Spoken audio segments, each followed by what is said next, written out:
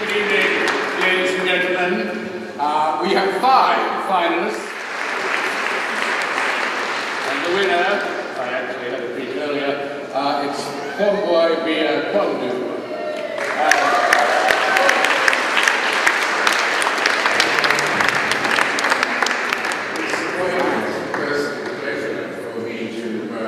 Announce that because I was the president of the UN War Crimes Court in Sierra Leone, which tried to bring justice to a country which was the poorest country in the world and has suffered the most barbaric war of recent times.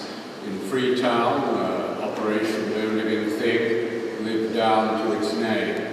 Bode Sanko, the head of the RUF, taught his savage soldiers to kill their prisoners, cut their chests open, cut out their hearts, and eat them in the juju belief that they would thereby obtain the strength of their enemies. The UN held a referendum. RUF disagreed and they went into the villages, asking villagers which hand did you use to vote with. Shot. Off it came. This was but of all these barbarities, I think, in a way, the worst was the use of child soldiers. Kidnapping children, the girls became sex slaves, were raped. The boys were used, drugged, were then taught to kill their own villagers, kill their own relatives, in some cases even to kill members of their own family. This wasn't a Sierra Leone novelty. It comes from a man called Holden Roberto, who was backed by the CIA in Angola in the 70s, and he discovered the unique, terrifying power of getting a 12-year-old with an AK-47 to kill the headman of his village. And it was spread utter terror and despair. And so the idea of child soldiers took off, and it took off particularly in Sierra Leone, but also, of course, as we know, in the Congo and in the Lord's Resistance Army in Uganda. And so, but there are 300,000 child soldiers active in Africa at this moment. It was my court that was the first to develop a law against the recruiting of child soldiers for frontline service. But of course, what matters more and what is more impressive is those who help child soldiers get through their own living hell, help them to help themselves. And this group is an example of using art and music to come to terms with the savagery of their past, to understand the need that they have for forgiveness from the communities they ravage, and to aspire to some hope for the future. It is an excellent example of the redeeming power of artistic expression. And to receive the prize, which I think is 25,000 for the winner, 10,000 will go to the children and the rest to the organisation, the man who has helped them to put the performance together, David Allen.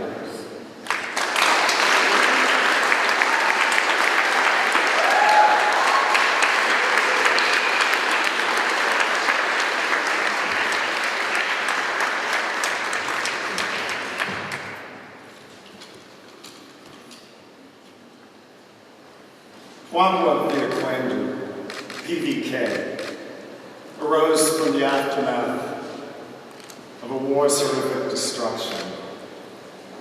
A dozen teenagers who, as boys, had committed atrocities with the RUF rebel army joined me, a dance movement therapist from the US, and 3 adult male Sierra Leonean co-facilitators in a program of organized dancing together on a regular basis. Dance, like other forms of creative expression, empowers people to symbolize the defining truths of their lives. The orphan boys, as they called themselves, repeatedly embodied their lives' central paradox: simultaneous powerlessness and power, or the abuse of power. As small children, they'd seen their families slaughtered, and they'd gone on to get caught up in similar brutality against others. After examining in the safety of our confidential group process how they felt about this duality in their lives, their roles as both survivors and perpetrators of violence, they showed absolutely extraordinary courage to perform their story for a community that until that time had shunned them for the part of the war. At their public performance, PVK started out by explaining that they themselves were war orphans. They asked the audience to, quote, "be our mothers and our fathers." The elders in attendance rose to the occasion.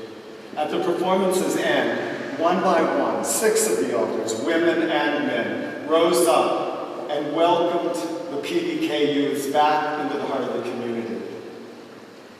One elder stipulated that the youths promised never to take up arms against the people again, and they did that on the spot.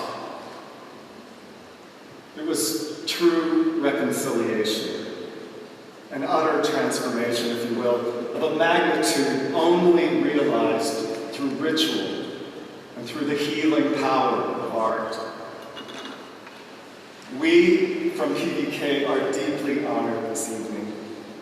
I want to express our appreciation not only to Orient Global and those behind this awesome Freedom to Create prize, but to thank every dancer, every artist of all kinds everywhere for the transformative beauty, dignity, and hope that art makes actuality in our world.